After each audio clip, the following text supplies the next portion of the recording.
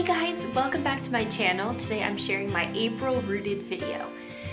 If you haven't seen my other rooted videos, this one might not make a whole lot of sense, but of course you're welcome to stick around either way. So basically this rooted series is based around the fact that rooted is my word for 2017, meaning planted or feeling more established somewhere. Just the brief overview is that a couple of years ago when I got married, I moved to my husband's small town. It's been incredibly difficult to find my place here, and after about a year of just feeling really discouraged, I decided to really try to kick into gear in 2017 and really try to be proactive about feeling more rooted here. So I'll link the rest of the series in a playlist up here, so if you want to go ahead and click that, you can watch the very first video, which kind of explains an overview of this whole series, or you can watch January's video, February's video, or March's video.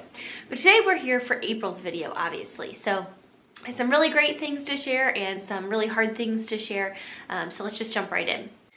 First of all, this month, two great things happened. First of all, my aunt, who is also my godmother, and one of her daughters, who is my cousin, came to visit us for about 5 days. And although having visitors here doesn't necessarily help me feel more rooted, it definitely helps me feel more rooted in terms of like my family and just remembering that I have people on my side and I have people in my corner, even if they're not around the corner. So that was really wonderful. So that was one thing that happened, you know, them coming to visit, which was lovely. And then secondly, I went to the beach for the weekend to Galveston, Texas, and I actually vlogged it, so I'll put that up in a card as well if you're interested. And I went with my husband, and we invited my mother-in-law as well, because this year's been a little hard on Riley's family with him losing his maternal grandmother in February, and so we thought that my mother-in-law could use some time away as well. So anyway, the three of us went, and it was just a lovely weekend. It was really fun to get away, and being at the beach specifically, but really being anywhere out of town is really helpful to me in terms of gaining perspective and kind of processing the emotions that I've been feeling and what I've been going through with regards to getting more rooted here. So I was thankful for that time away for sure.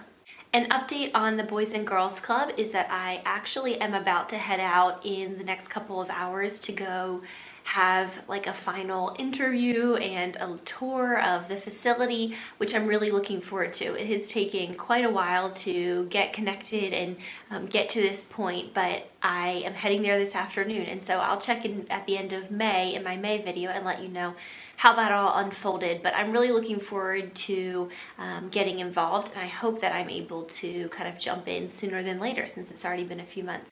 Additionally, at our church, Riley and I started volunteering on Sundays in the kids programming. So it's not every Sunday, but we volunteered a few Sundays ago, and we're volunteering this Sunday and then in 2 more Sundays. So we definitely have like a rhythm established now. And I have one picture that's really adorable that I'll throw in right here so that you can see it, of Riley reading to a little girl. The Sunday that we volunteered last, we had 12 kids, which is really a lot of kids for a small church like ours. So it was really fun, and just a nice way to kind of interact with kids, which really brings me a lot of joy, and kind of get more involved in our community and get more planted at our church.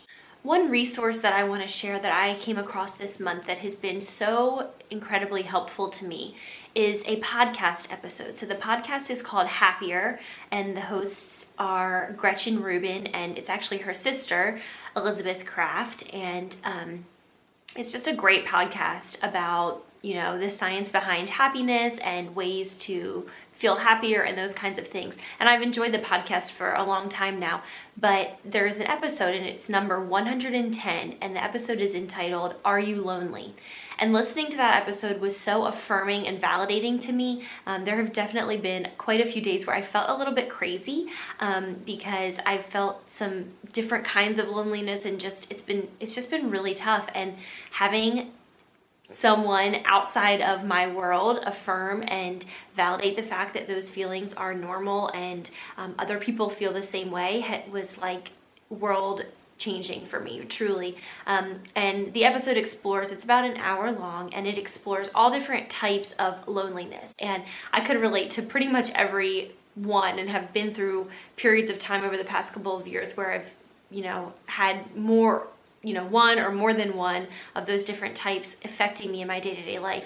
But one that I really, really, really latched onto and just felt really affirmed in is one of the sisters. Elizabeth was describing how having a lack of a group or like a posse or a crew or a squad or whatever you want to call it, but lacking a small group of girlfriends and having that really tight-knit community of friends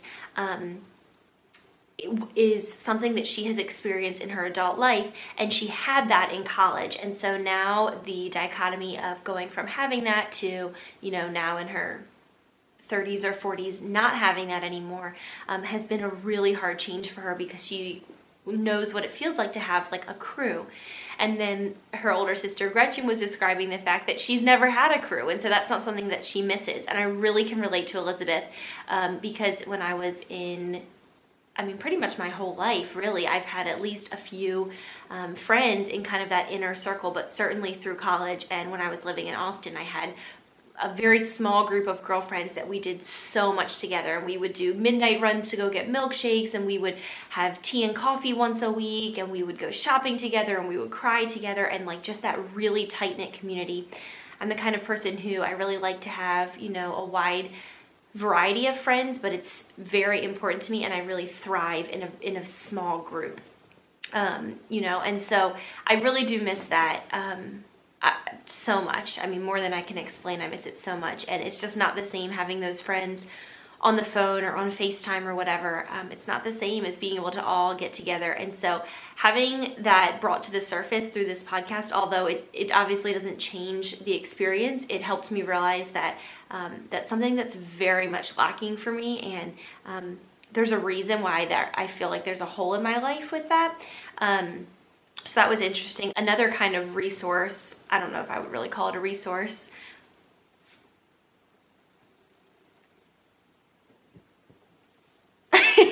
Charlie wants to be in this too. Okay, you can lay there. Another resource that really helped me, I don't know that I would necessarily consider it a resource, but is a fictional book called The Red Tent.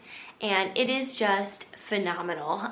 It's a biblical fiction story, and the Red Tent was a literal location where women would go to pass time when they had their cycles, when they were giving birth.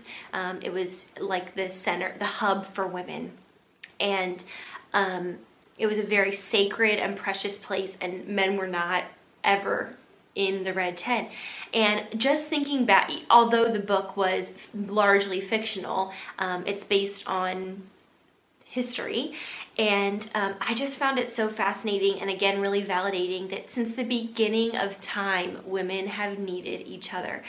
Women are so built, men are too, and I can only speak to my experience obviously as a woman, but women are so built to be in relationship with one another. We're so built to be in close community, because that kind of friendship circle feels, at least to me, a lot like a safety net, like a really safe and secure place. And it's just precious. And I don't have that here. So again, same with the podcast. It's hard to read that or, to listen to the podcast and realize what I'm lacking, but it's also validating that I'm not being over dramatic in thinking that there's something missing in my life because I don't have close friends here. There really is something missing in my life, and I really feel like I was made to be in those kinds of communities. So I don't necessarily know what that means moving forward, but both of those resources, books, podcasts, whatever, were really helpful to me this month in just processing kind of the grief that I think I'm feeling surrounding not having what I've had in the past. Finally, and I really did save the best for last, my little sister got engaged in April. She got engaged in mid-April to a man that she's been dating for about 18 months now, and so they're planning their wedding. It's really exciting. They're going to get married in Maryland, which is where I grew up. So I'm excited to help with the wedding and be at the wedding, but I'm also really excited that this wedding means that I will have several trips back home, which are always great because I get to see everyone. I can see some childhood friends. I can see my extended family. It's just lovely. So really looking forward to that. you know, as that starts to unfold. And I'm so happy for that. I'm just really excited for them to get to jump into marriage. I said that that was my final one, but I do have one more, and that is, I wrote a blog post called I'm Living the Before, and I just basically was processing through words how I feel in this time of life, and how I feel like life is a series of befores and afters, or maybe valleys and mountains would be a more, you know, usual way that people describe kind of the way that life goes up and down. And so I was just kind of processing through that, and I got a lot of comments on that post from other women who feel the exact same way. So I'm going to link that below. Even if you're not interested in reading my post, that's totally fine. Just scroll to the bottom and read the comments. It was really it just made me feel really supported and really unalone reading all of these different experiences. I wouldn't wish anyone to feel this way and feel isolated and that kind of thing, but at the same time, it's somehow comforting to know that there are other people going through the same thing. So you can check that out. I'm going to link that below in the down bar if you're interested. So one thing I do want to address, not because I've gotten any questions about it, but just because I feel like it's necessary to address, is that when I am online filming a video or writing a blog post, or when I'm on Instagram or whatever, I really try to do all of that through the lens of optimism. I feel like life is too short to just be totally miserable, and I just really try to take things that are hard and make them into good things, or see the good and try to find the silver lining. Like, I really do strive to do that. And so if you don't know me in real life, and you only know me online and you've been following along with this series, you may think like, wow, she just decided to be happy, and so everything's just falling into place this 2017 and whatever. And I just want to kind of burst that bubble for you. I am choosing to be very optimistic, but the reality is that there have been so many hard days in the past 4 months, and especially this past April. This month was not easy. It was just not an easy month. There were some really good things, but there were some really dark days. And it's not easy on a marriage. It adds stress and tension to a marriage when one spouse is really unhappy. It can be really exhausting mentally and emotionally, but also really exhausting physically. There's just a lot of negative things that come along with processing and moving through and whatever.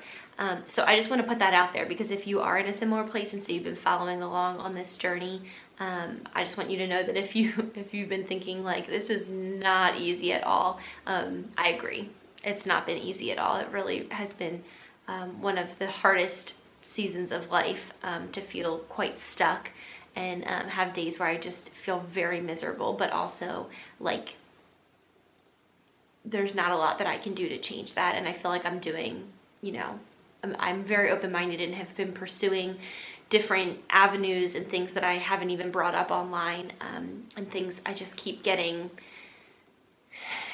keep running into brick walls. And so, I'm trying to think outside of the box, ways to get more connected to the community, ways to meet new people, and it just feels like I'm just hitting shut door after shut door. So, if there comes a time where it makes sense, I'll share more of those different paths that I've kind of tried to walk down. But basically, I know how you feel, and I have definitely had my fair share of difficulty too. It's not like January 1st was magical and suddenly I'm, a whole different person. I'm still struggling with the same things I was struggling with a year ago, and I wish that weren't the case, but it just is. So I just want to offer that and put that out there, that although I really try to be upbeat and optimistic, it's not been easy and it's not been simple. So I just want to be honest about that. Kind of one final thing I do want to address or talk about is moving. So obviously, with this being this state of the union, so to speak, I've had a lot of people like, well, why don't you just move? And believe me, I'm ready to. I am more than ready to pack up and move. There are a few things that just don't allow us to do that right now, and I think will be fruitful in the long run. even if it's only another year or two, but it's just not an option right now. Believe me, if you're thinking that we should be moving, I'm thinking that we should be moving. I have definitely tossed that idea around and explored it a lot.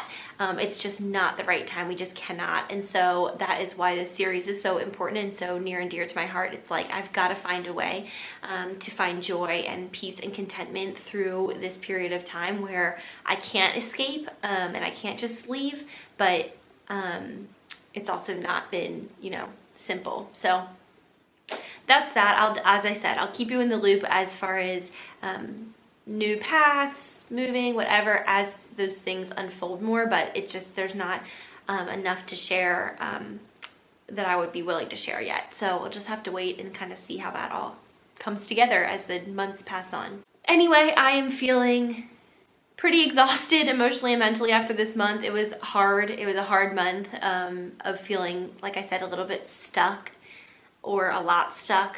But I am hopeful. I believe that there's a purpose to this time, and I think I'm learning a lot about myself, and our marriage is being strengthened during this time, and my faith is being strengthened as well. So I have hope, although I'm worn out. So there you go. I'm looking forward to May. I love May. It's a beautiful month. So I will check in at the end of it and let you know how everything unfolded.